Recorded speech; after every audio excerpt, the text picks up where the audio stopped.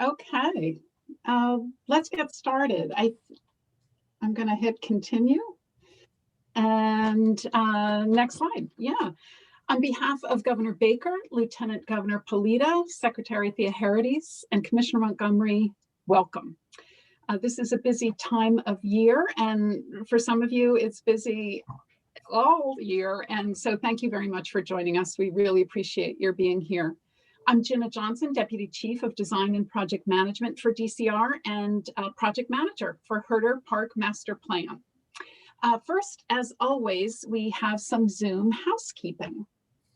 So if we could go to the next slide. Yeah, our speakers are going to go through our presentation, and we ask that you all be muted. If you choose not to speak after the presentation, you will have the opportunity to submit comments over the course of the next 2 weeks. This is the website, www.mass.gov forms DCR-public-comments, and we will have that in the chat later in the meeting. So we'll have the slide and the website in the chat later in the meeting.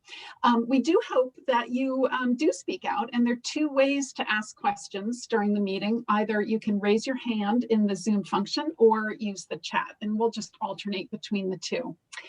We want to make you aware that tonight's meeting will be recorded, and the recording and the slide deck will be available shortly after the meeting at www.mass.gov DCR past-public-meetings.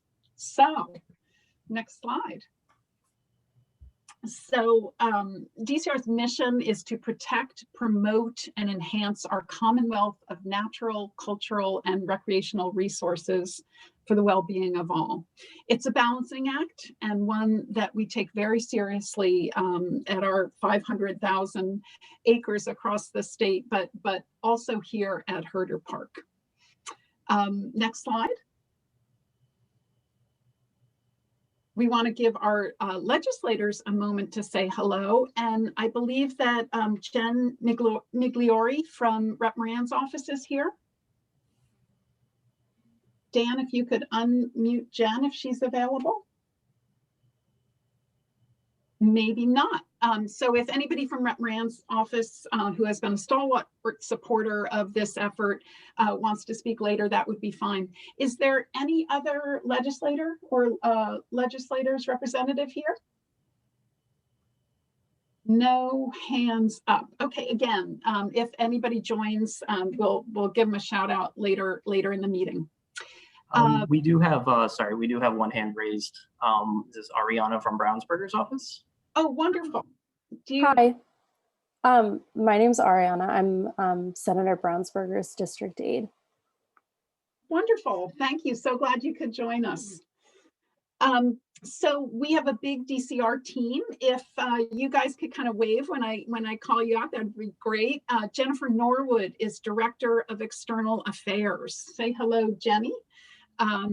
We also have Kelly Giovanni, Deputy Director of Legislative Affairs, Dan Cushing, Director of Public Engagement, and Ruth Helfeld, Director of Landscape Architecture. Rob, will you start off introducing the Halverson Tie and Bond team? Sure. My name's Robert Adams. I'm a principal landscape architect at Halverson Tie and Bond. We are a urban design, landscape architecture, engineering firm that's been around for many decades. We've done a lot of open spaces, both public and private, and so really looking forward to this opportunity. With me is, I'll be the principal in charge for the project. With me is Vesna from our office. I'll let Vesna introduce herself, and then the rest of the team, there's a handful of others in specialties, if you will. They'll quickly introduce themselves, and then we'll take it away. Vesna. I'm Vesna Maneva. I'm a landscape architect and planner, and I'll be serving. I've been serving as the project manager for this project from the Tie and Bond team. Great. Joe P. Joe Brusino, civil engineer for the project, and here to answer any questions. Amanda. I'm Amanda Hool. I'm a wetland scientist / ecologist and regulatory specialist contributing to the team. Great. And Conrad? Hi, I'm Conrad Ello with Odin Zello Architecture. We're the architects supporting the Halverson Tie and Bond team collaborating on the master plan. And I think Karen Stein, I don't know if Karen's unmuted. She's our, go ahead. Hi, I'm Karen Stein. I'm from Good Design Studio, graphic design studio, and we'll be focusing on wayfinding and other environmental signage throughout the park. I think that's it. There's more. Cynthia. Oh, Cynthia. Oh my gosh. Cynthia Smith. Uh-oh. Hi, Cynthia Smith, landscape architect. Great. That's great. Rob, thank you so much. You know, and many of you may recognize some of the Halverson Tie and Bond team members from previous planning studies. We're really happy that they have such great local knowledge, such great institutional knowledge. As you see, a very, very deep bench. So next slide. The Herter Park Master Plan is in phase 1, site inventory and analysis. The project was delayed due to COVID about a year, but Halverson Tie and Bond was issued a notice to proceed in January, and since then the team has been in 5th gear. Halverson's technical experts, as you saw, have met with DCR's technical experts, including also operations staff, landscape architects, more architects, civil and transportation engineers, DCR's historic preservationists, terrestrial ecologists, and accessibility specialists. So we really have a huge group with many areas of expertise devoting themselves to Herter Park. It's really very exciting. So, and been out on the site more than a half a dozen times. And then in March, we met with the Herter Park Working Group, composed of neighbors, because DCR wants the local community to have a voice in planning Herter improvements. In May, we met with stakeholders. These are groups that hold permits from DCR to understand very specific requirements for their events and programming. So our agenda tonight is to share with you what we've learned about the park, but most importantly, to hear from you about your time spent at Herter, what you love about the park and what you don't love about the park, how we can improve it for everyone for the next generation. So now I'm going to turn the presentation back to Rob Adams. We'll have an overview and then we'll look forward to getting your input. Great. Thanks, Jenna. A couple things before we get started. Jenna alluded to it, and I'll second it. Tonight is really about you. We're here to get information, your hopes, dreams, fears, as Jenna said, what you love, what you don't love. You can go to the next slide, Dan. So tonight is really about you.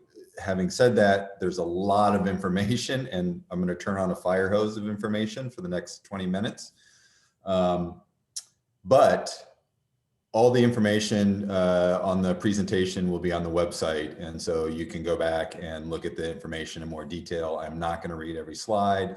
We're not going to belabor every infinite point. Really, we're going to raise some primary points. And at the end, you can agree, disagree, add, argue, whatever your points are. Again, tonight is really about you. Lastly, we are not talking about changing wholesale Herter Park. Herter Park is a gem. Everybody on this team, everyone we've talked to loves, it's a well-used park. Tonight is about evolution rather than change or remaking or recreating. There's a lot of positive qualities about Herter. We're not looking at changing those. We're just looking at improving the things that aren't working well, advancing the things that are working well, and evolving the park into the next 20, 30, 40, 50 years. Okay, so Herter Park at a glance. It's about 60 acres. Technically, Herter Park is a little bit smaller than that, but we've expanded the scope, you'll see on the plan a little bit, to encompass areas east and west of Herter Park. It was, as we know it, Herter Park was essentially redeveloped in the 60s. Next, Dan.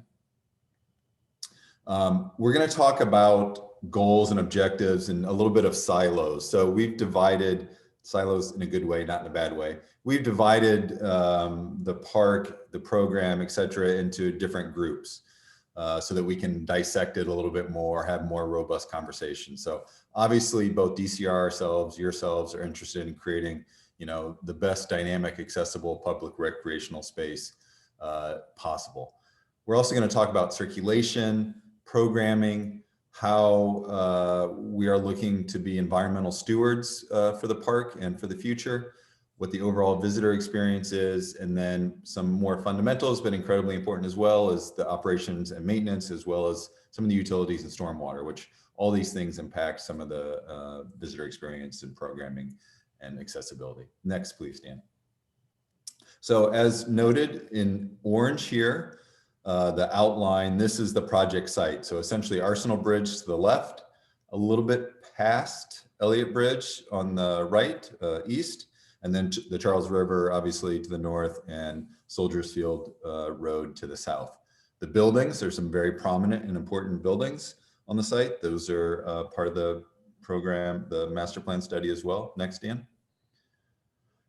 As well as some of the primary programming, right? The bridges, the amphitheater, the community gardens. There's some real key hardcore programming elements in Herter Park that we're going to examine. Next, Dan. So on the theme of evolution, right? Just a quick history of Herter Park, because open spaces evolve. That's really the key of open spaces, is that they change and adapt to the community and the social context as it changes. So originally, obviously back in the day, open wetlands, tidally influenced was the Charles River. 1800s became relatively industrial. Most places along the waterfront were. Next, Dan.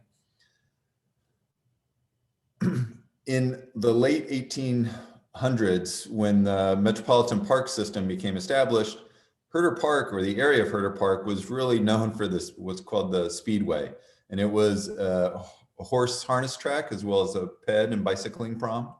It was still tidal at that point in the late 1800s. Next, Dan. And then in 1910 is when, early 1900s is when the Charles River Dam became in existence. It became non-tidal. The Soldiers Field Road was created, and the Speedway in the mid 1950s was more of an oval as we know it, most speedways to be, and not the long prom that it was originally, although there was some remnants there in the late 30s. Next, Dan. And as mentioned, in the late 50s, early 60s is when Herter Park as we know it today, it really kind of got its identity. It was originally conceived as a kind of arts center. And so you can see in the plan in the upper right, this idea of theater, restaurant, opera house. This was some, grand visioning. Some of that has occurred with the amphitheater, Herter Center. So there's an interest, I think, in a lot of people's minds about how can this continue? How can this original kind of genesis of art still continue in Herter Park? Next, please, Dan. And then, that's reflected. There's some really great pictures of the original amphitheater in the top right with its kind of space age canopy. And then you can see what it, in 2021, some, I'll say, recent improvements to make it a more kind of performance area. Next, Dan. And then Herter Center, again, some great pictures of then and now, almost the exact same spot, but you can see how much vegetation has grown up around the amphitheater and Herter Center, and what a gem, at least we think, what a gem the Herter Center was and can still be in the future. Next, please. Okay, so that was history. Today, there are a lot of development. There's a lot of proposals. There's a lot of master plans. There's a lot of documentation out there near and around Herter Park.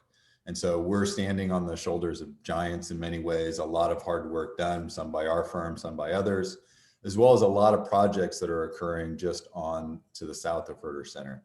Well, it's important for us because there's great opportunity for collaboration with some of these projects, Telford Street Bridge, the Smith Playground improvements. How can we leverage or collaborate with some of these development projects and other master plan improvements to help improve primarily access to Herter Park across Soldiers Field Road? Next, please. So here's where we start with the kind of the silos or pots, if you will. We're going to start with the category. We'll go through each category, kind of saying what we heard really briefly, and then we'll get to this point of the aha moment, so to speak, the opportunities or constraints associated with each of these buckets. And at the end of the presentation, really what we're hoping you will do again is either agree or argue or point out things that we haven't seen or noticed, right? More eyes and ears and info that we get at this stage of the process is really what tonight is about. So circulation. Circulation involves pedestrians, slow bikers, fast bikers, people, canoe and kayak, activation on the water sheet, cars. And so really some of the challenges around large open spaces such as this is this idea of hierarchy. And so you can see in this plan, and Dan, the next plan, next page, please. There's a lot of what we'll call conflict points where cars and peds don't quite have good sight lines, excessive access potentially from vehicles. And so we're trying and striving to create a hierarchy, so to speak, of circulation. Next, Dan. One critical point about what we've learned is there's only really two points of access across Soldiers Field Road to Herter Park. One signalized at Arsenal, one ped bridge at Telford. Everett Street is a prime opportunity, but there is no at-grade crossing.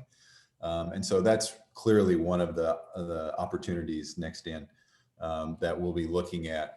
The other is the Paul Dudley White Path, sometimes called loosely referred to as the winter path because it's the one that's plowed in the winter.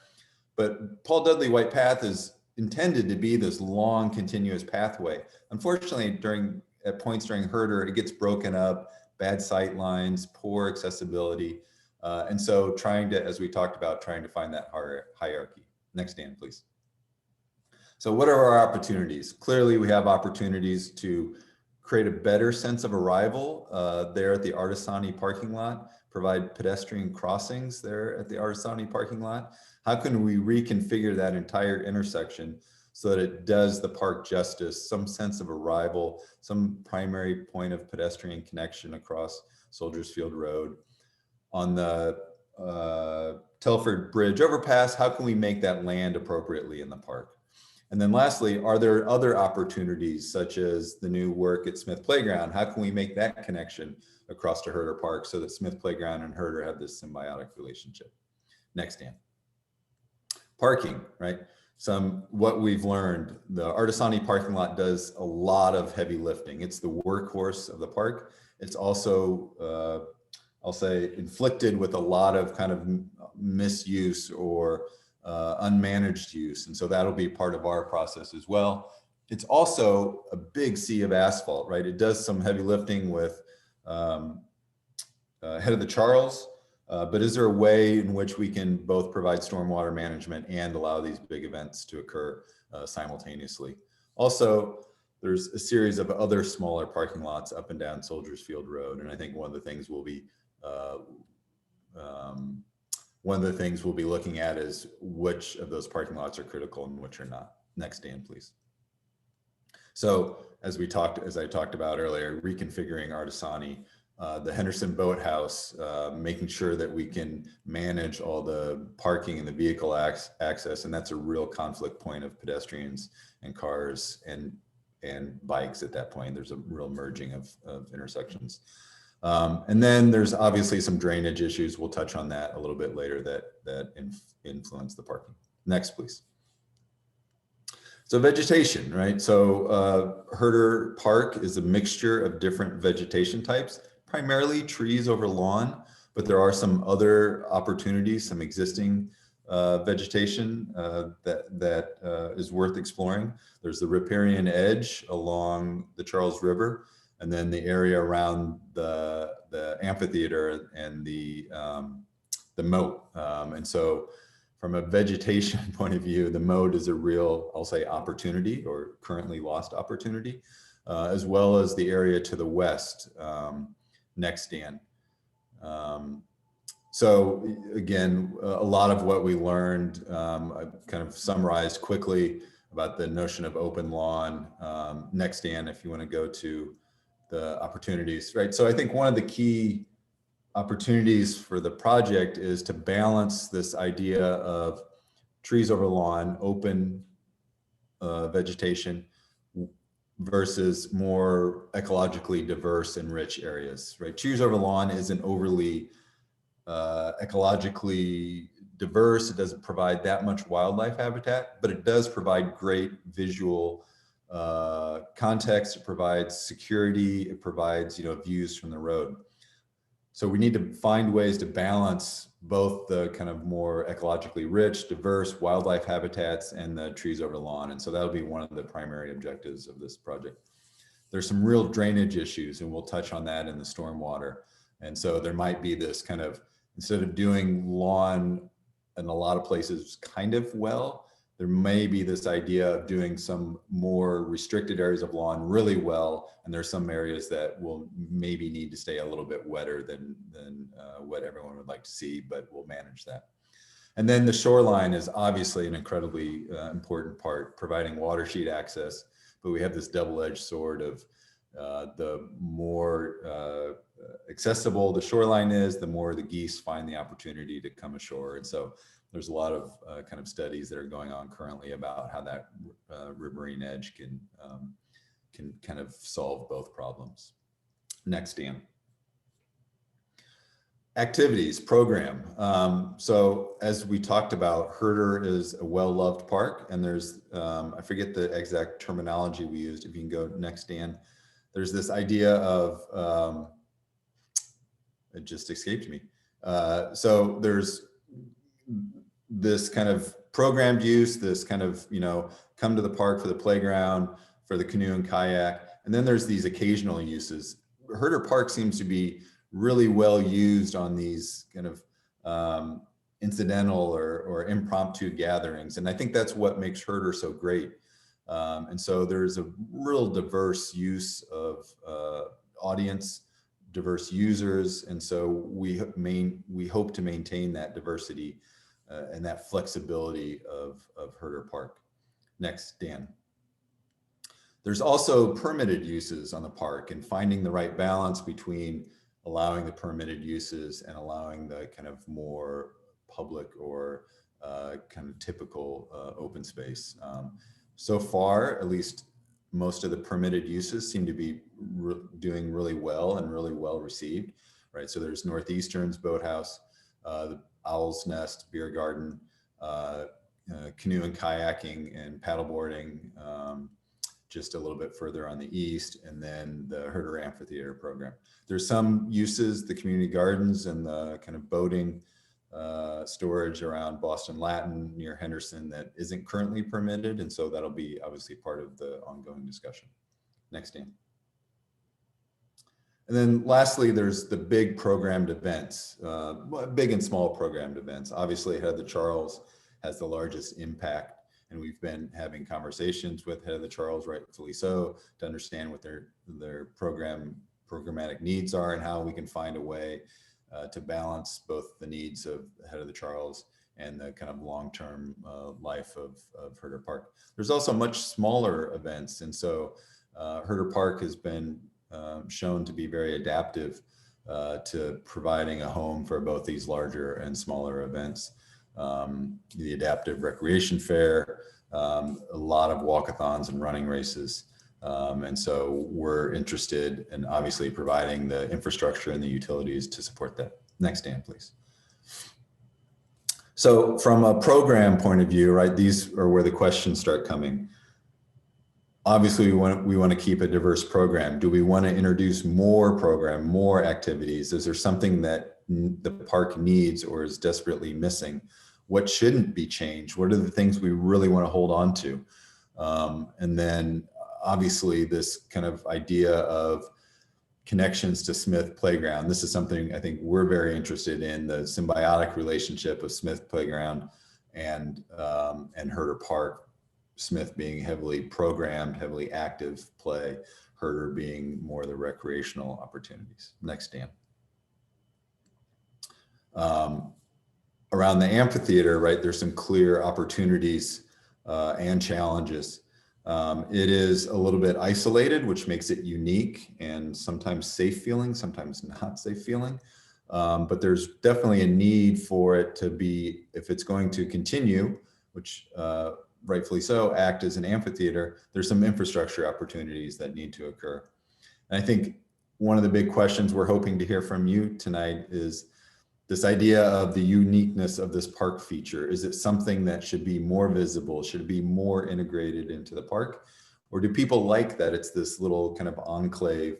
When an event is going, you don't feel like, you know, you're being bothered when you're using other parts of the park. So curious what people's perception of the amphitheater is, whether it should be, you know, kind of opened up and created much more integration into the park, or this enclave quality is really a positive. And there's some clear ADA challenges that we'll all need to overcome around some of the access. Next, please, Dan. Herter Center. Conrad has become an expert in Herter Center over the last couple of years. Last couple of months, sorry, time is not going that fast. It's a gem of a building. It's had some renovations over its life that have made it a little less, I'll say, porous. Originally, its ground floor, you can see in this bottom image, was just a small L of vertical circulation to the big bar above. There's been some infill of some of the glass panels up top. It has some clear accessibility issues, weren't part of the dialogue when it was constructed originally, but it does have the bridge that goes over to the amphitheater, and it does have the ground floor access. And so next, Dan, you know, interested in what Herter Center could become, right? It's a cultural landmark. It has some great bones to it. This idea of whether it's a single or double tenant, what its possible program could be. I think we all are interested in it being a sustainable, self-generating, self-revenue creating structure or program. And so is it a support space for the Herter Amphitheater? Is it a cafe, refreshment stand, educational center? Like, ideas abound, and we would love to hear from you. We're not proposing any solutions. These two images are just examples of how different structures of very different styles can perform similar features within an open space. Next, Dan, please. So visitor experience, a lot of these things culminate into visitor experience. And I think the picture on the upper left is really one of our favorites from this project. People are clamoring to get out along the water, yard sale chair and all. And so I think that speaks volumes to the importance of Herter Park in the neighborhood and in the region, the value that it brings to the community. Next, Dan, please. So there are some opportunities that aren't being kind of found or enhanced or realized in Herter Park. Really, there's the access to the water, I think, is one of the biggest challenges from a visitor experience. The actual ability to get in, get on the water sheet, touch the water, be a part of the shoreline, I think is one of the great opportunities we're looking to expand upon. Obviously, creating more of a diverse and accessible and for all mobility types within the park. And then just simple things such as trash cans, drinking fountains, bike racks, making sure that all the correct features are where they need to be. And then, as we talked about, the open vistas versus the planted edge and the geese. And so we'll have lots of kind of solutions around that as we move forward. But would love to hear people's input on how important the access to the water is. Next, Dan, please. Karen, again, from Good has the challenge of deciding which signs to take down, right? We're cursed with lots of information at times. And so how can Herter Park have a little bit of a signage diet, but also put forward some signs that are important and not there currently? And so next, Dan, please. I think one of the big questions we're asking ourselves, is there an identity for Herter Park? Is there something, a small tweak, a small kind of branding, not in a negative way, but just in a distinction way, that creates Herter Park as a simple brand of open space? And so we'd love to hear people's input on what they love and feel and is important about Herter Park. Next, please. Lastly, stormwater, which is unfortunately one of the harder nuts to crack just from a reality point of view. It's probably doing a lot of some of the most damage to the park now, stormwater being rainwater. there's some utility structures that I think ultimately the bottom line is, if you go to the next page, Dan, we are at it's incredibly low ground in relationship to the groundwater. And so any sort of infiltration during heavy storm events is very limited because there's just not a lot of soil volume in which we can recharge the stormwater. And so one of the simple solutions many times is allowing stormwater to sheet off and infiltrate into the soil. We don't have great of luxury here at Herter Park, so Joe is really going to earn his keep on finding ways in which we can get the water to not impact the quality of the soil. How can we get programmed to occur in places that are a little bit drier, I think is one of our kind of key objectives here. So next, please, Dan. I think as noted, as said before, it's going to be a lot of little solutions, a lot of little green infrastructure moments. I think the moat is a very critical part of that, and we're all interested in finding ways to make the moat a little bit more inviting than what it is. But as talked about, there's a lot of little kit of parts that we're hoping to employ that will help reduce the amount of standing water within the open fields of Herter Park and along the paths. And as I said, our biggest challenge is just the insufficient depth to recharge water. Also climate change, potentially Charles River Dam, depending on its ability to outfall, will maybe come up a few inches potentially, depending as sea level rise increases. Next, Dan, and maybe it. I think I did my time almost 1 minute too long. So this was very loose. This was a lot of information. There's a lot more information that was on the slides, obviously. Like to not be overly formal with presentation and allow everybody the opportunity to kind of feel like they can chime in. But really tonight, we want to hear from you guys. What do you love about Herter Park and what wouldn't you change? What's the #1 thing in which you could change? And what is really missing from the park program? There's some other items we talked about. Happy to hear all sorts of comments, hopes, dreams, fears, everything. This is really the opportunity to share your knowledge and your love and hopes and concerns for Herter Park with us. So Dan, I think that's it.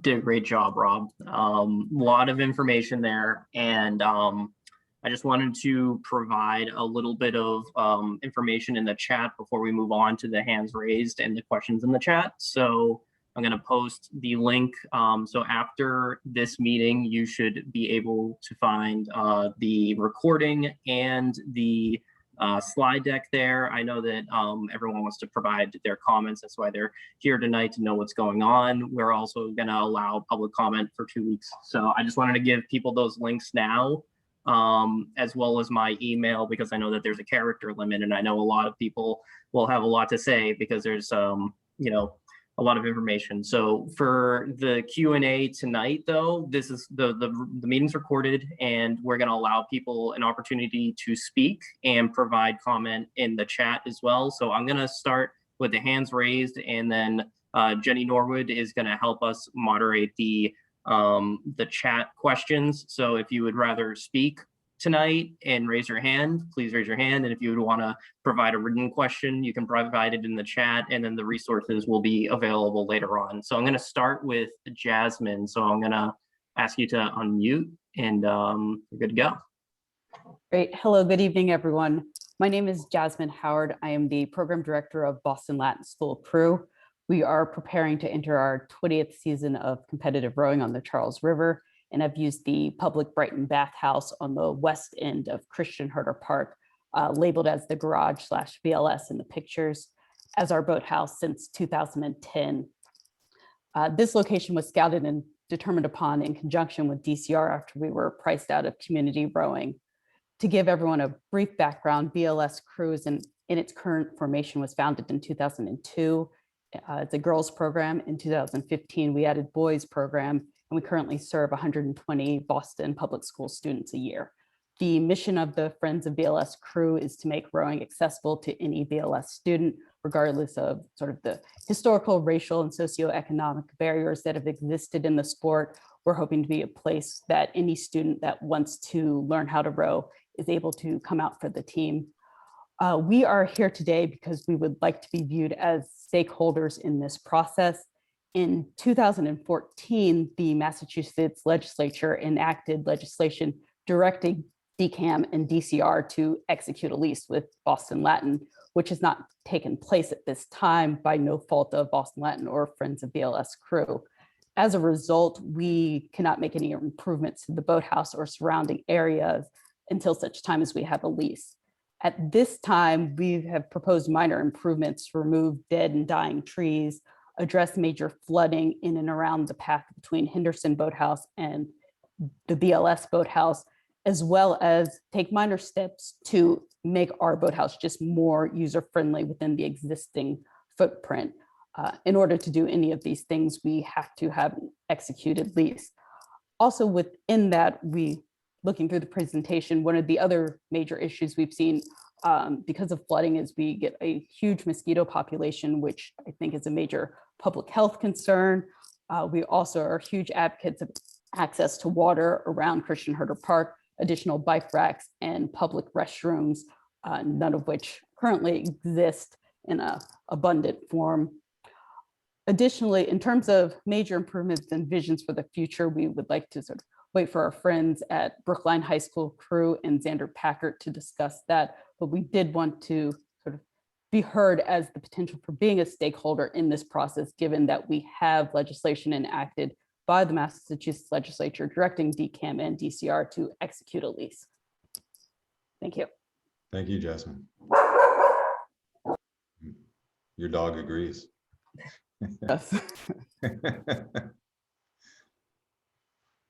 Thanks, Jasmine. And there's a lot of good comments there. And is there anyone on the team that might be able to address any of the points that she made? Just wanted to field it to our staff here. If not, we're going to have to listen in soon. So yeah, I'll respond to the more utilitarian comments. And I don't know, Jenna or Jenny, obviously bike racks, public restrooms, access to water, those are all key elements that were at the top of the list. And so, yes, you will see as we come back with further designs at the end of the summer, there will be proposed amenities such as those.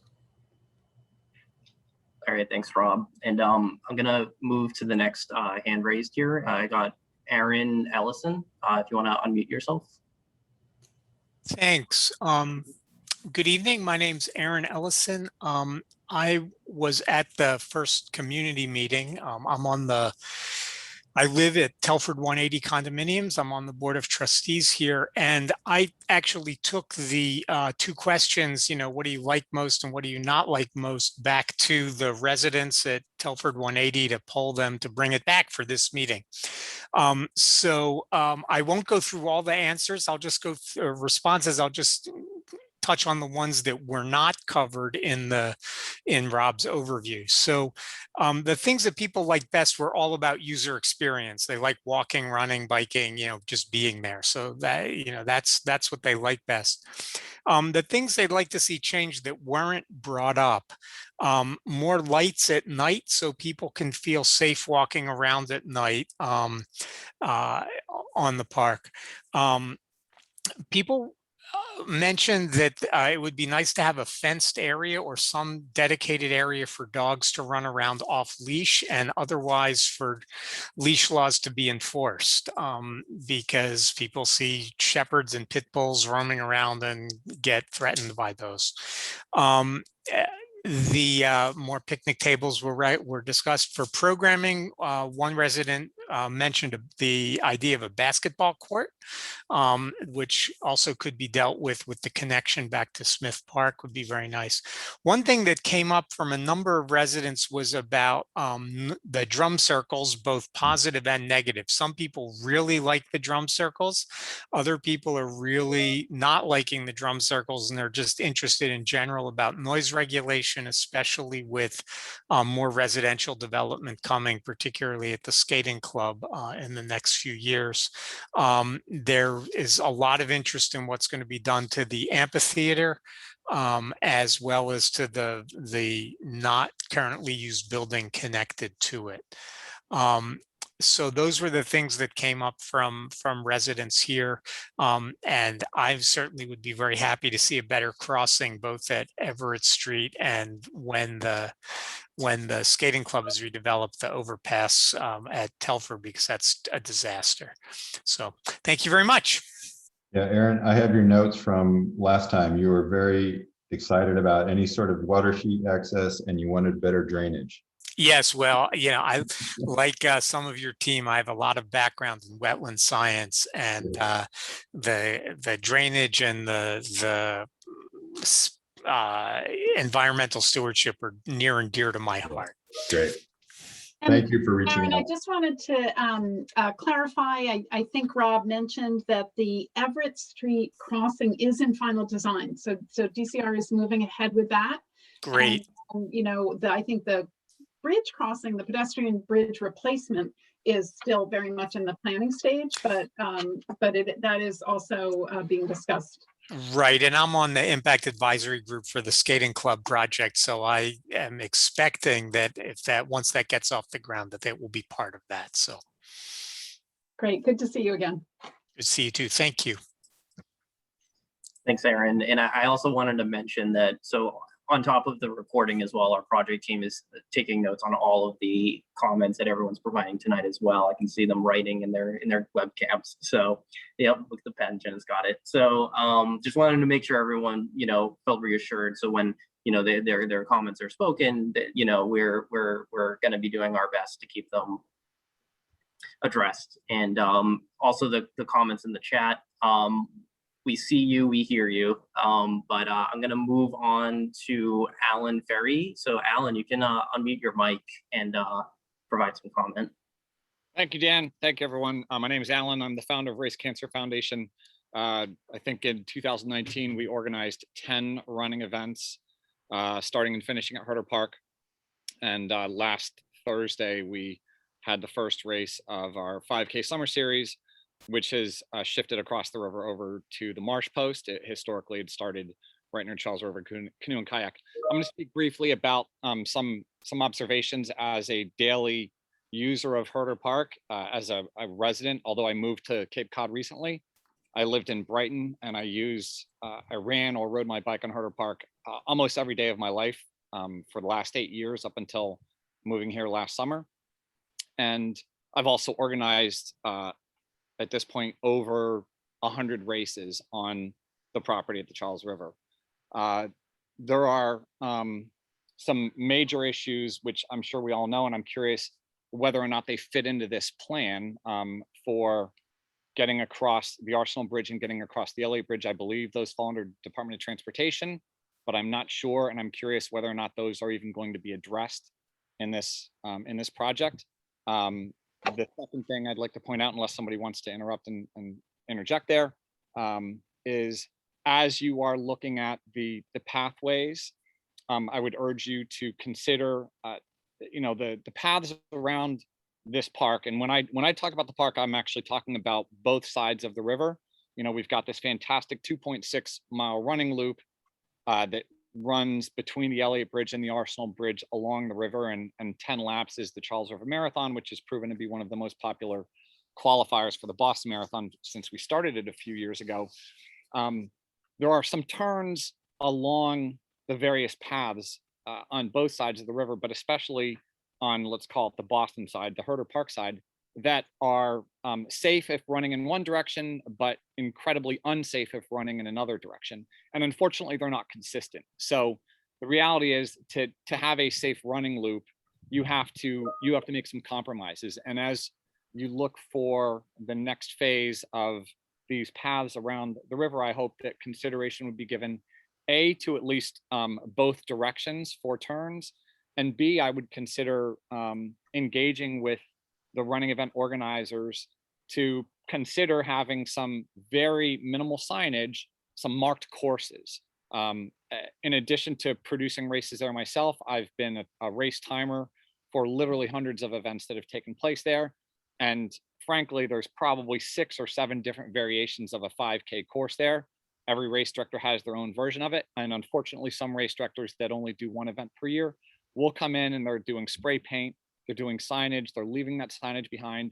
And all of this becomes pollution to the people that use that park, you know, visual pollution.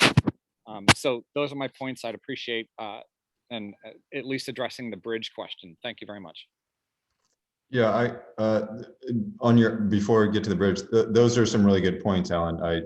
The concept of a predetermined 5K with some minimal signage seems really kind of appealing. But we can run that through the flux capacitor, obviously, as we move forward. And then totally hear you 100% on the directionality. One intersection may be safe if you're headed one way, but it's a blind intersection if you're headed the other way. That's one thing we've definitely noted. I think the bridges themselves, other than being part of the connectivity study that's essentially ongoing, you know, the scope of this project is to figure out how to get there, but we aren't necessarily solving the bridge crossings, but inherently there will be some brainstorming around ways in which we can, you know, make that connection better. So we're not coming up with construction documents as part of this project, but the idea of the importance of the connections tying into the connectivity study will be definitely part of this project. Alan, just want to, I think you alluded to it, that the bridges are the property of MassDOT. So even along our parkways, they are no longer DCR property. The great news is that we have a very close working relationship with our sister agency, great colleagues, both on the Mass Trails team and on the parkways and transportation divisions. So we absolutely need to get better connections from Herter to the bridges, which is a part of the study, and then you know, the bridges themselves will be working with MassDOT to improve over time. So thank you for calling that out, because that obviously is really, you have to be able to get from here to there. Thanks, Jenna. Rob and Alan is a good question. And what we're going to do now is we're going to actually move to the chat. So my colleague Jenny Norwood is going to read some of the questions in there, and then she'll pass it back to me and we'll readdress the hands that are risen. So Jenny. Hi, everybody.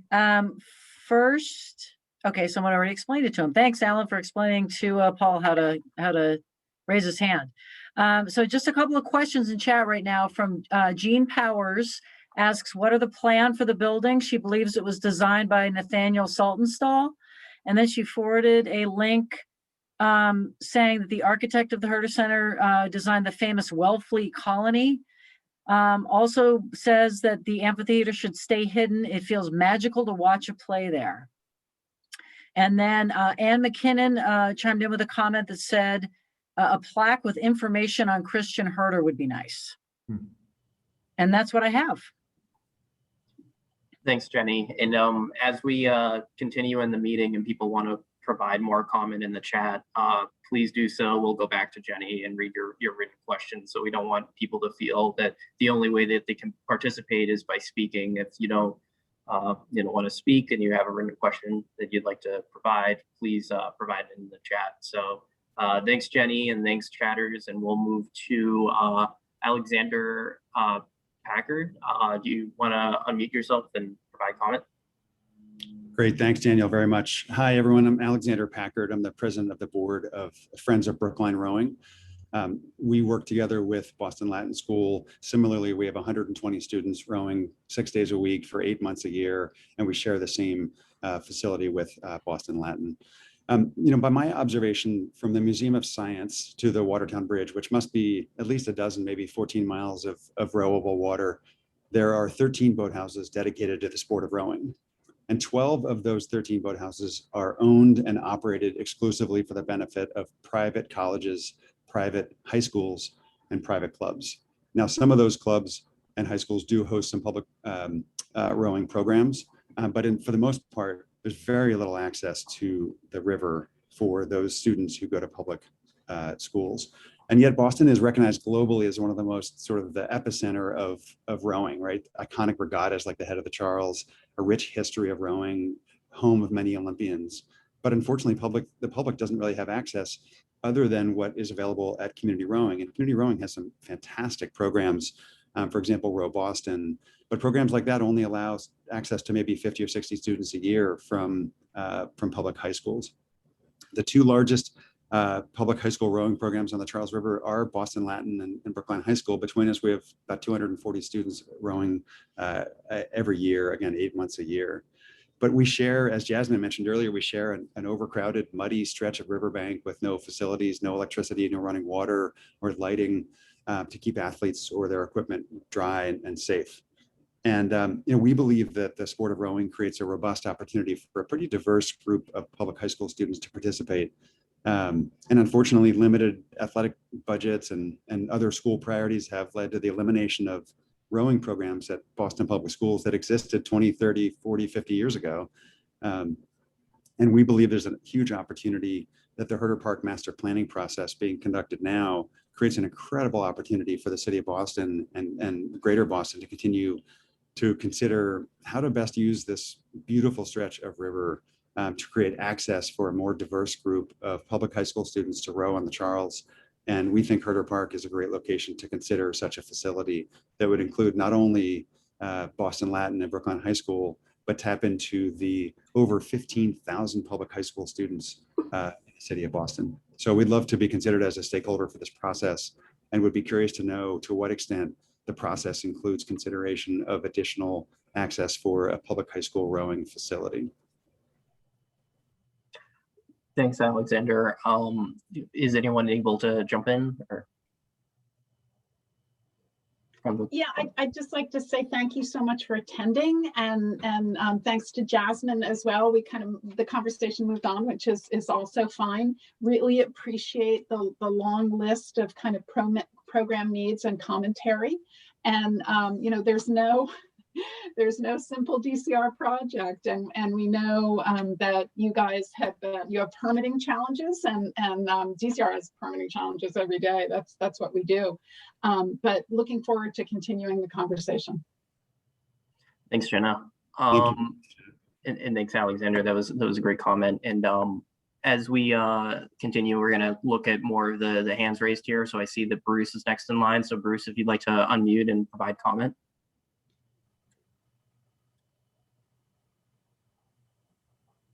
Hi, I'd like to, I guess I'll start at the east and work my way down towards the Arsenal Bridge.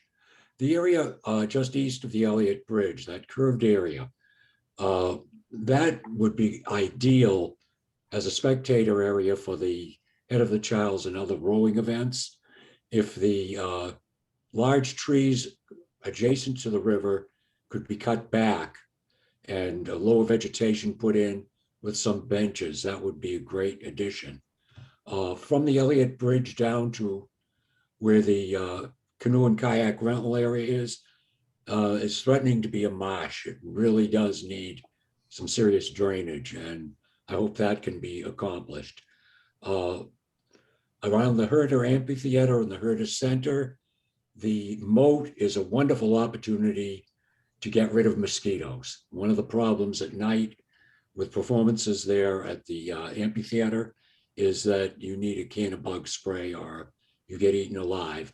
And the moat itself needs some cleanup, serious cleanup, which we've addressed. The out-of-siding playground area is very nice as is. Any improvement that you guys can come up with would be great, but it seems very nice. Accessibility to a wading area into the river might be a possibility. It would have to be blocked off and you'd have to have a lifeguard. The parking lots between the Artesani, the area there, the big parking lot, and the other parking areas definitely need to have some better drainage. They flood frequently when there's heavy rain. Moving on towards the Henderson Boathouse, I greatly support what Xander and Jasmine have suggested. My first experiences on the river go back more than 60 years as a member of the BLS rowing team, crew team. And I think it's a wonderful sport and should be encouraged. The trails between the Henderson Boathouse and the Arsenal Bridge need very serious improvement. Tree roots have crossed over, a lot of them that are adjacent to the river, and make them extremely dangerous to utilize for both bicycles and for pedestrians. I'd like to see widening of the pathways, because when you have bicycles, baby carriages, runners, it just isn't enough. So that whole system of pathways could be widened. That would be a great improvement. One concern that I do have that hasn't been talked about is the incredible amount of development that's going to be going on the other side of Soldiers Field Road. The density and the heights of buildings, coupled with the very high water table, groundwater, may easily result in turning a lot of this area into a swamp. And I'm extremely concerned about the drainage issues. I could go on, but I think that's probably enough for one person. Yeah, I think that's great, Bruce. I'm not plugging, I'm not a pro developer necessarily, but the one good part about the development is that we may have better stormwater management, right? There's some open parking lots that probably have poor drainage structures, almost zero on-site retention. And so hopefully some of the benefits of that development will be better stormwater management. We can hope. So there is one silver lining to that. But your other comments were spot on. Some similar in alignment with a lot of the other comments we've heard. I think we've met and spoke before. So thank you very much. Thanks, Rob, and thanks, Bruce. Yeah, mosquitoes are a large issue in the area as well. So I understand where you're coming from, and we appreciate the comment.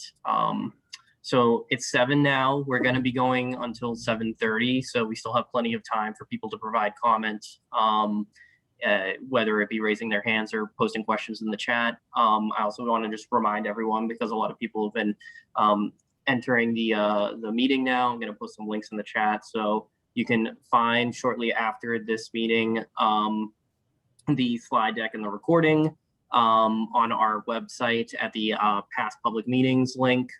There is a link to provide your comment at the DCR public comment links. And then there's a character limit. And I know a lot of people have a lot of comments and may go over the comment threshold. If that's the case, just feel free to email me and I'll make sure to provide it within the within our sheet that will be uploaded once the comment period ends on the 24th. So we have a 2-week comment period for this phase in the project. We'll go over that a little later as well, but I just want to remind people, in case you may have other obligations and you're like, oh, I still want to provide my comment, and maybe I don't have the opportunity right now. You don't have that trade-off. You have a public comment period.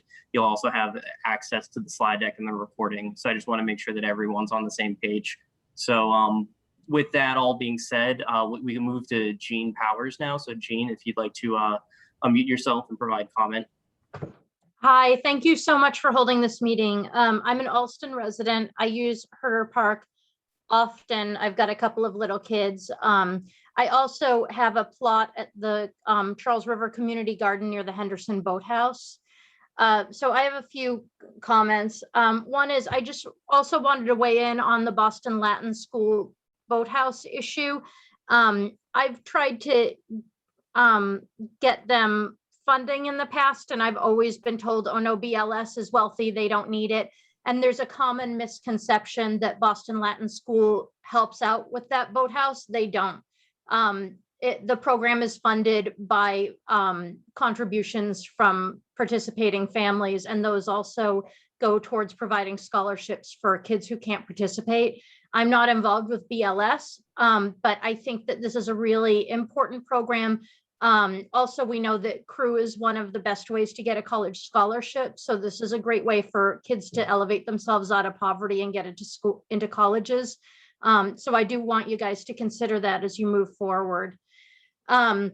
I wanted to mention or follow up on your mention of removing some of the invasive species in the park. As you know, black swallowwort is everywhere. There's a ton of bittersweet, and there's knotweed, which is pretty much impossible to get rid of. And the problem is that you can remove it, but it comes back. So I wanted to make sure that part of the plan is for maintenance, which is really important, because there's no way to get rid of this stuff in a way that is going to just get rid of it and you don't have to deal with it again.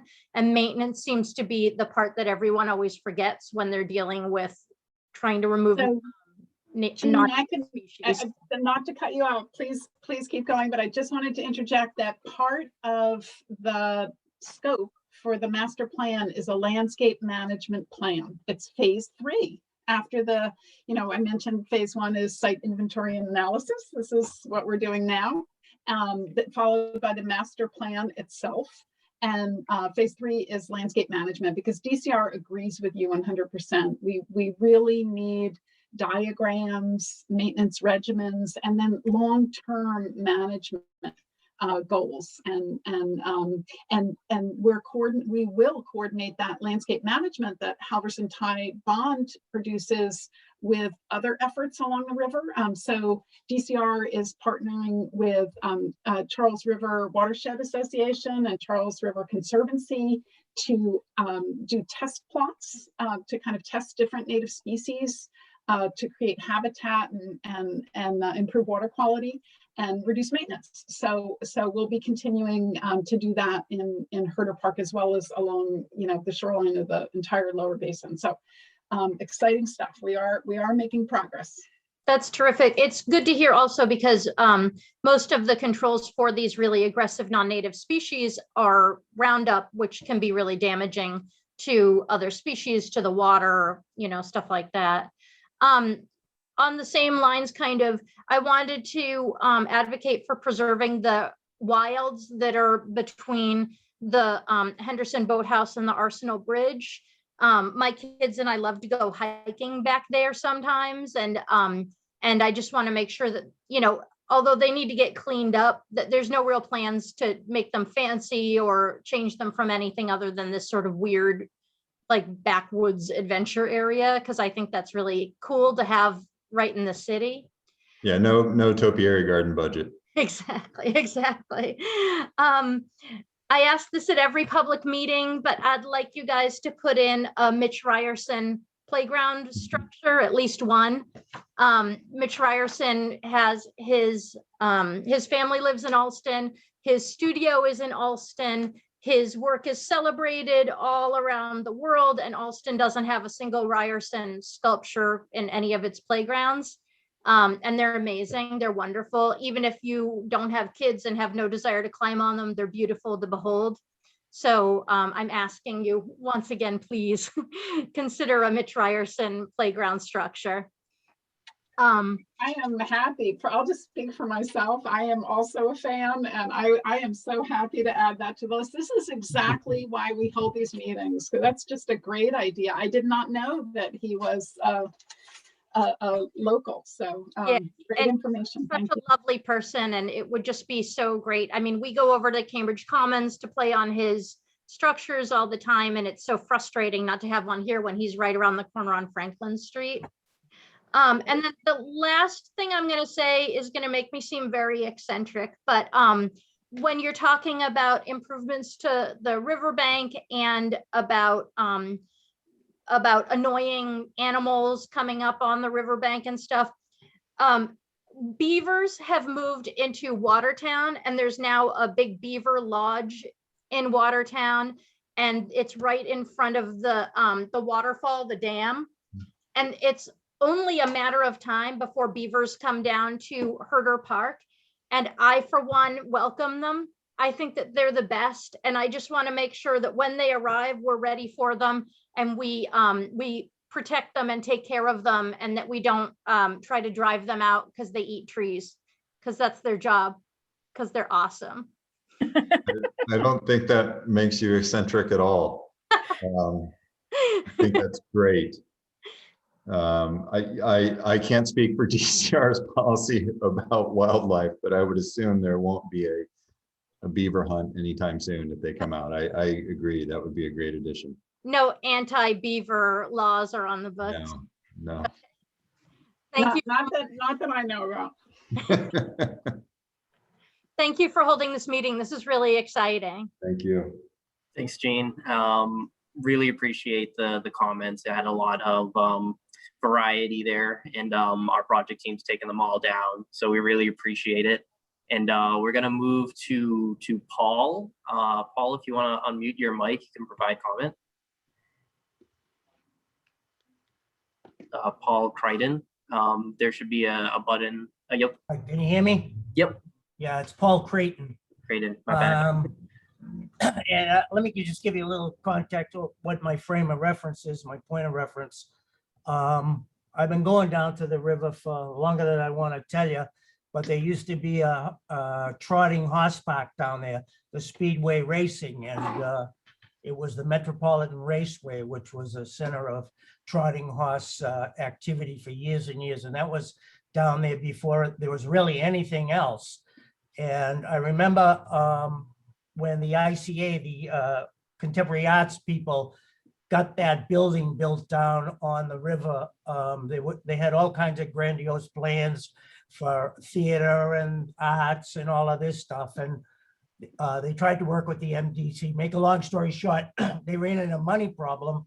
And then really what began to be a problem was the unsuitability of the location for certain kind of activities. Now I'm going to be the skunk at the lawn party here. I'm down there all the time. I've been down there my whole life, and it's been a swamp for as long as anybody can remember when the weather and the river rises, and it's going to be a hard thing to deal with in a short term and a hard thing to deal with in the long term. But you're going to have a hard time fighting nature on that. We worked back in the 70s. We actually went to work, the APAC, where I've been working. We went to work with Adele Herter Sarand, who was the former governor and former Secretary of State, Christian Herter's daughter. And she was quite the artist aficionado, and she brought such energy and spirit to that site that she actually brought it back to life. We used to have parties down there in the evening. Our kids from the APAC summer camp went down there for activities during the day. And this was when the old Artisani playground was there. So she really peaked as far as getting use out of that particular location. But unfortunately, she got sick and she passed away. And her and her political connections with the Republican Party in particular, and going way back to the Mayflower, she was able to make a lot of things happen down there. That moat has to go. That moat is mosquitoes. It's just the nastiest place. You try walking around down there, you'll be eaten alive. I went to a lot of the performances, the musicians and the comedians and some of the plays at the Christian Herter. And it's inspiring to see what the people can do when they put their mind to it. But if you're there when the sun goes down at dusk in the summer, when it's muggy and hot, you might as well be on the African Queen. It is really a horrible place. It serves no purpose other than to grow vegetation that hardly anybody gets to see. It has no aesthetic value at all, and it brings more problems than it helps. The dock where people fish off the dock, that's fine. The moat is a loser. I've been to plays down there over the years. If you drop the mosquito net over the whole thing, you might be better off. But I was thinking maybe if you combine what goes on in the theater with Adele Sarand's vision for the rectangular building. It used to have no heat. We tried to put a school in there back in the 70s, and we found out there was no heat. The sports museum came in there. They were there for a while. We went down there to see them in the winter. They were in their winter clothes, and they were managing the birth of the New England Sports Museum. It served no purpose to anybody so far. The area to the what is it? The east of the northeast of the rectangular building gets tremendous activity from volleyball and lovers. And you think you're in a Parisian impressionist painting when you're down there at the right time. Except that Canada geese come and spoil a lot of the activity down there, and they take over in the spring. So if you take the theater and you turn the theater around and hook it up with the rectangular Adele Saron building, you might be able to make more use out of that particular site. The rest of the stuff, I mean, we could talk all night about the elitism of Brookline High and Latin School having their rowing crew teams on the river when thousands of other kids may not even know the Charles River is in Boston Public School kids. They don't get that kind of exposure. So if you're going to talk about spending money, let's cut more kids into it. Let's think big. It's a swamp. It's going to be the swamp for as long as anybody can remember. If you look at the old maps, it's all swamp down there, especially along the river all the way over to the Cambridge Street Bridge. Let me see, I think I'm getting down this list here. But as I said, I've been going down and I've used that river since I was a little kid. It's a great place. And with all the people that have come to live in this country over the last 10, 20, 25, 30 years, nobody uses that river like the newcomers. You don't see a lot as many of the old timers around, not that they're still around, but people don't use it like people from other countries use it. They appreciate what it offers to people for shade and for grassy area, and you can run like crazy. And my last thing is the bicycles flying up and down. You know, everybody's, you know, all about the bikes and all of this. Well, it's very dangerous for little kids and bikes on those bike paths when people are driving 40 miles an hour on a mountain bike or a speed bike. So, you know, I'm trying to focus on the Christian Herter site.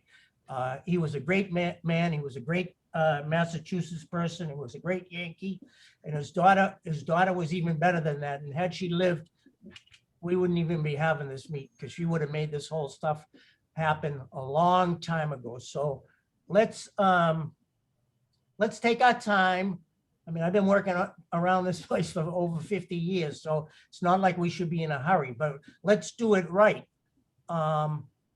Develop more fishing. You know, a lot of people like to fish, and there's not a lot of places to fish off the bank for fear of, you know, stepping in getting bit on the ankle by some little creature, or that dock gives you the only place where you can throw a line into the water or off the bridge. And so, you know, let's keep an eye on the people that use it, not just the regatta people. They come once a year and they have their thing and then they go back wherever they came from. We want to focus on this space for the people who live around here. And let's do things for their quiet enjoyment, for their recreation. And that's it for now. Great, thanks, Paul. It's always, I'm always amazed the connections to the original folks associated with the park. So thank you for that story. Sure. And agree with I'll say most of your comments, and appreciate your input. Well, it would be asking too much to get you to buy into everything. That's true. Maybe by the end, maybe by the end of the process. Okay, thank you. Thank you. Thanks, Paul. Thanks, Rob. And I believe we have one more hand raised here. So we're looking at Tim. Tim, if you want to unmute your mic. Thank you, Daniel. Hello, everybody. And Paul, it's always good to follow you. So I'm nice work, Halverson and crew and DCR. You've laid out really a lot of touching points of the river. I'll start and I'll be brief. As a board member of the Herter Park Amphitheater, I'd really like to stress our focus on that and access to the Herter building. So I think that's well along. It's in everybody's thinking.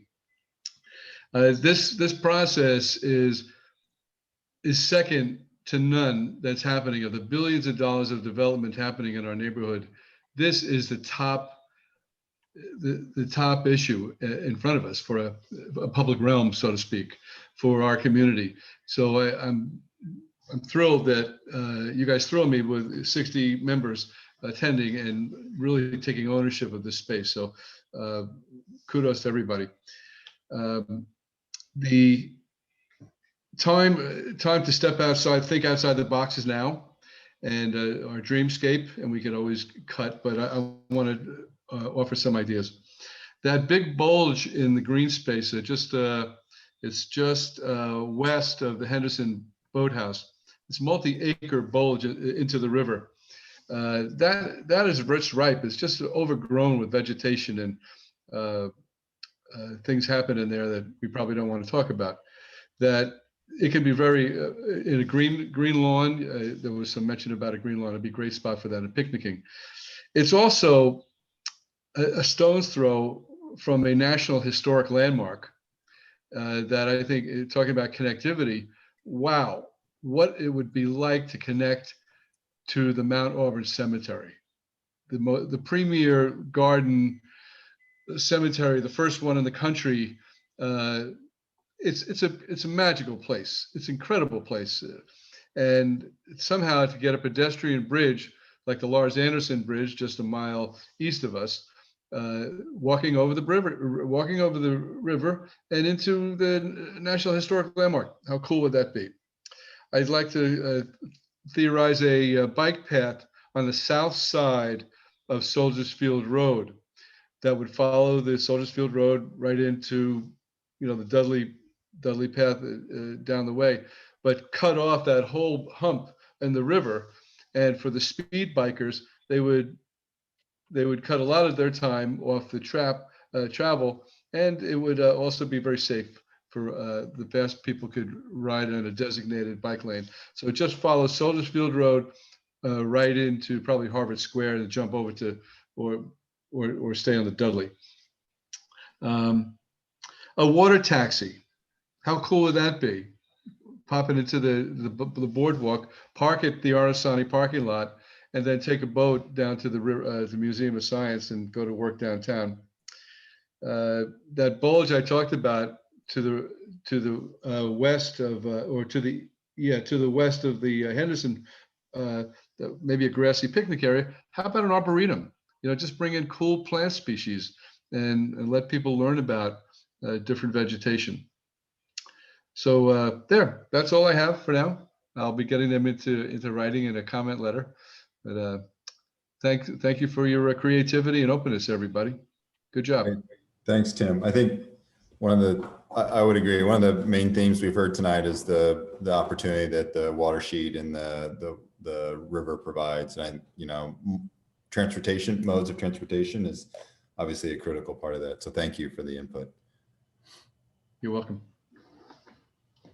Thanks, Tim. And at this point, we're going to move back to the chat. So Jenny, if you want to read some of the questions in the chat, and if anyone else has any other questions for us, feel free to either raise your hand or provide them in the chat. We're going to be here for another 10 minutes, and then we're going to... hey, where are you? Okay, so I've got a couple more from Carl Zimba. People use Herter Park to launch their human-powered boats. It would be useful to have some signage to inform people about the river and the water sheet. CRAB, which is the Charles River Boaters Association, would be very interested in working with DCR to develop such signage. From Gretchen Thompson, by some estimates, less than 5% of the available assets on the river, boats, coaching, watertime dock access, is truly available for public access. What are the plans to increase access to the river for local public school students in the community? It's a great question. And again, I think it's been brought up a lot of times. It's bigger than a Herter Park question. I don't think Herter Park's the magical answer, but you know, public access, boating access to the river is a challenge that we know exists and we have to deal with. From Dan Jenny, Beckham. do you mind if I just jump in real quick on that? Absolutely. Sure, Jen. So wait, let me introduce you. Jen Migliori is from Representative Moran's office. Yeah, so this is something really important to Rep. Mike Moran, and he has been funding a budget line item every year for community rowing, and community rowing is doing just this. They actually have a program with Boston Public Schools. It's a $50,000 budget earmark he gets. So, and they do a Mayor's Cup, and they even have a Mike Moran Cup. So community rowing is doing this work already. And I saw the kids from Gardner Pilot, you know, obviously last year with the pandemic, but I have pictures. So it's, you know, it's an important issue, but community rowing is really leading the charge on this. Okay. Thank you. Thank you, Jen. Next comment from Dan Beckham. Good to know that bridges are MDOT property and that the two organizations work closely together. It would be great to see repair to the interior brickwork of Elliott Bridge. At the moment, a large number of bricks are dislodged and finish looks quite ugly. Bricks along the sidewalk of the Elliott Bridge could also be a hazard to pedestrians. From Audrey Richardson, what is the timeline for events for this master planning process? Who are considered the stakeholders in this process, and what can organizations do to participate in this process more fully? I think we're going to cover a timeline at the end, so I'll leave Rob when he's finishing up to cover that. But the role of the stakeholders, so first we had a community group because we wanted to make sure neighbors had a full say. The stakeholders are the large permitted activities, but they don't get any more input or say than the public. So I hope you feel like you have great opportunities to participate fully. There's no magic. There's just with the permitted activities have some special needs we wanted to hear from directly. From Stephen P. Number one problem with Herter Park for me is mosquitoes. I think we've heard that a lot now. And again, from Aaron Ellison, better access and signage for individuals with their own kayaks or rowing shells to launch. Although it is good that we can use Paddle Boston. Paddle Boston does provide public access to the water. And then from Joy Arcolano from Friends of Herter Park, are the e-bikes going to be approved for these trails? The speed is really worrying with the sight lines. Joy, I can follow up with you directly on that. That legislation I don't think has been approved yet, but I can explain it to you offline. I'll follow up with you on that. I'm looking. Alan Ferry, next question. Is Night Shift contributing financially beyond permit fees? Yes, we have an MOU with Night Shift where DCR earns 50 cents a cup on every beer sold, on every beverage sold. So that's, and they've been wonderful partners. They've really, they've been wonderful to work with. I believe that concession though, permit comes up next year again, but Night Shift has been a great partner.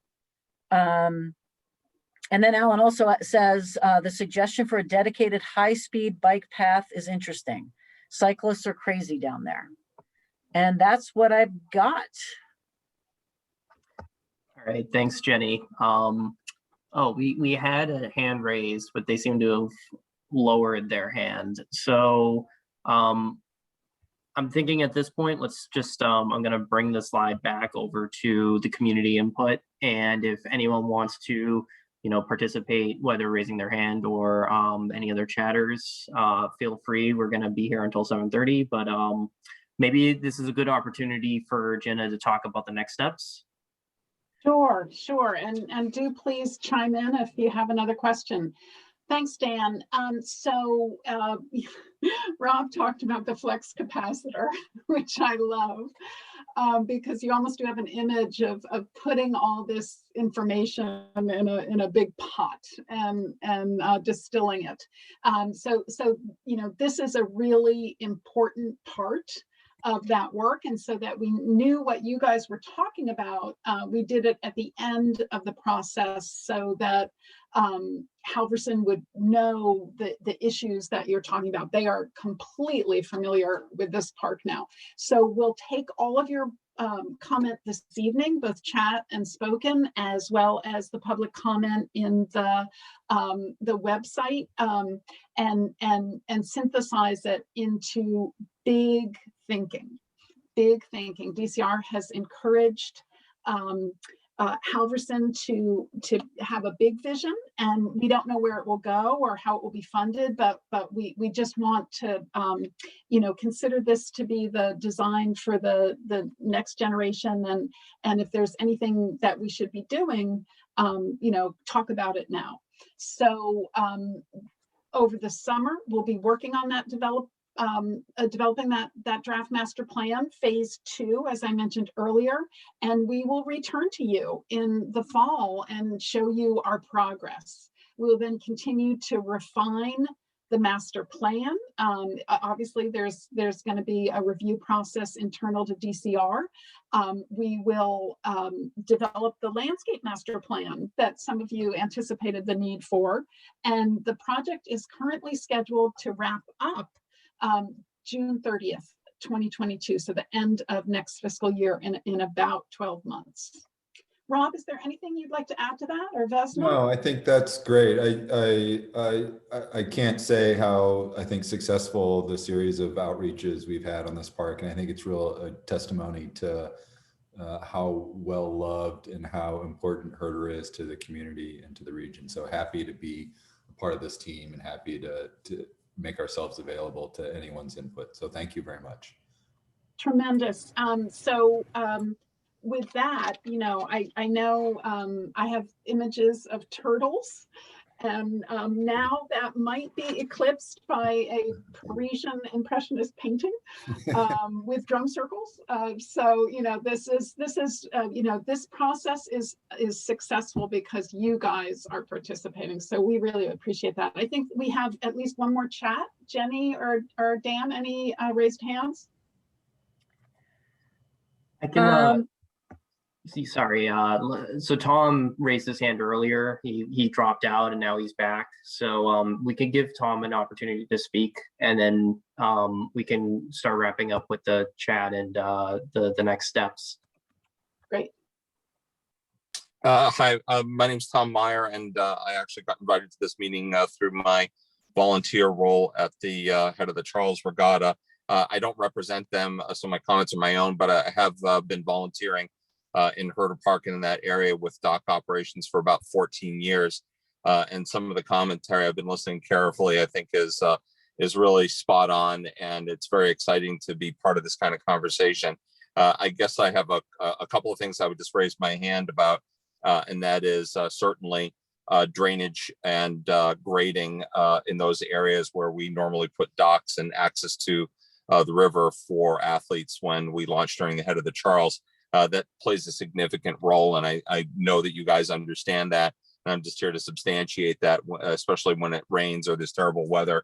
It actually becomes an athlete's nightmare to have to make their way from the parking lots to the river and come back. So anything in that area I think would be greatly appreciated, and certainly the actual access right into the river. Certainly we put in mobile docks, but that gap between the shoreline and the docks is pretty important, and it's oftentimes pretty precarious when we try and set that up. That being said, I just as a personal user of the area in Herter Park for several decades at this point, having lived in Brighton and Alston and gone there many, many times, I'd have to second Paul's commentary on basically the moat, and it is kind of mosquito infested. I'm wondering if there's a way to recast that, not to get rid of it, but to use it for something else, perhaps for putting a big koi pond or something that is more amenable to how people are using that park in that area, which is to fish and to more than just enjoy nature, but just really kind of connect with nature. I guess the last thing is that I know that I think it was Rob who was mentioning about the work that you wanted to do in the actual Herter structure in that areas there, and the term enclave really kind of came to mind. Just myself having been there, it's great being in the open spaces, but in some of the other spaces where oftentimes you find musicians or people who are artists gathering, that is really super beneficial to have areas that are sort of cordoned off and not really part of the sort of hidden from the rest of the park. That's really kind of an intimate setting. I know sometimes the drum folks go down there, and it's just great to kind of sit on the park benches and listen to them. And I sort of wonder, those areas would be, I think, very nice to maintain. Other than that, I'm hoping that there's some kind of low-key commerce that can be connected into that area that would help sustain, if nothing else, the maintenance of the park. Certainly wouldn't be the renovation of it, but just some kind of either transient sort of economic whatever, like they have the sort of pub action that goes on, or whatever else. But it would be nice to have it be a sort of a full destination for people, especially when they don't live directly in the city, but even if they do, that they can go there and whether it's food or something that's meaningful to that area, some kind of art or whatever. That seems to me to be a really good use of the space to add some low-key kind of commerce to it. And thank you for the opportunity to speak. Great, thanks, Tom. And I think it's important to say your first comments about athletes' access to the water and athlete safety. Those conditions are applicable to all park users, and so clearly a priority on all of our radars. So thank you for bringing it up. Yep. Yeah, thanks, Tom. So I think we identified next steps. And so Dan, if we could have the next slide. Just want to reiterate what we said earlier, the recording and the slide deck, because there was a lot of information, will be available at this website, and Dan also put it in the chat. If you want to comment, the website is DCR/public-comment, and our deadline is June 24th. Please know that these comments are attributed, and so we do need your name, town, and zip code, and it will be posted. Just so you know, we download these comments and typically include them as an appendix in the master plan report. So we really do hear you.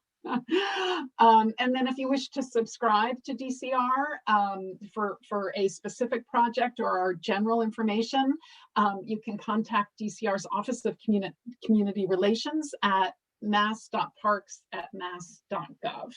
But so one other note, everybody, pardon me, who registered for this meeting tonight will get an email when the presentation is posted with a link to the page.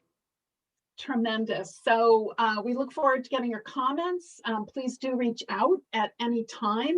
You are our partners. And if not, we will look forward to talking more next fall. So thank you, everyone. It's going to be a great process. Thank you. Thanks, everyone. Thank you. Have a good night. Good night. Thanks, guys. Nice job. Bye-bye. Thank you. Thanks. Good job, Dan. Thanks.